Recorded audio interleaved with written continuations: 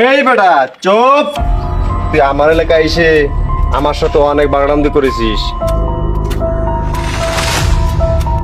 তুই 2 দিনের পোলাপান, আমার সাথে টক্কর নিস না।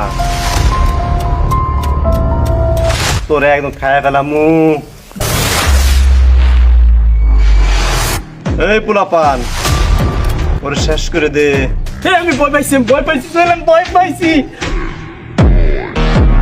নাকি আমাকে মারবে, তুই মারবি, আমাকে মারবি?